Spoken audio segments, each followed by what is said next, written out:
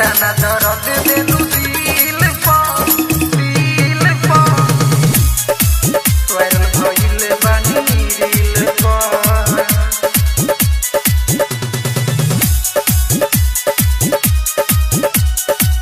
viral भइल बानी reel पर इतना दर्द देलू दिल पर हम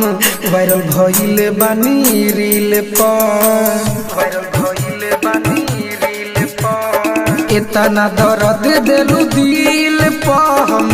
वायरल भइल बानी रील पर करत रहल घमंड काहे करत रहल घमंड काहे चेहरा अपना हसीन पर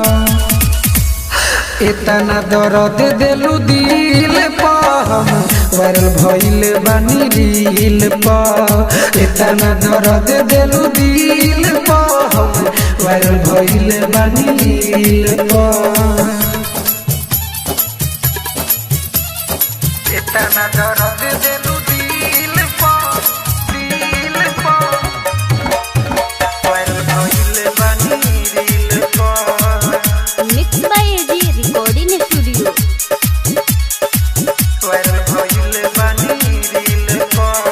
धोखा देलू तो देहिया में हमारा आइल इतना जुनून हो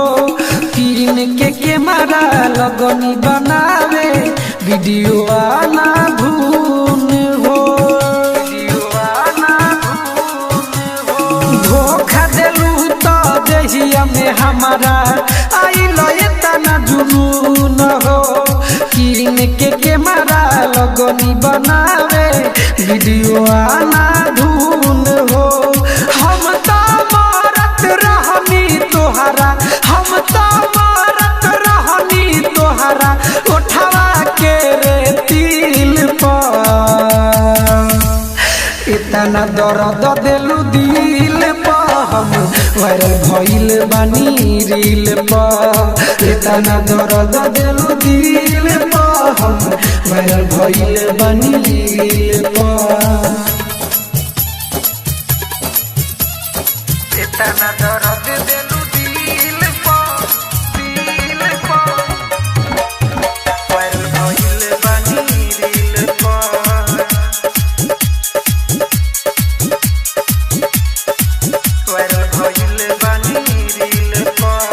ट्रेंडिंग में चलताटे सुन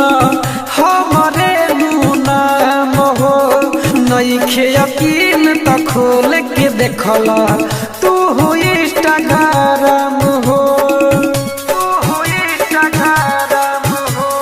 ट्रेंडिंग में चलताटे सुन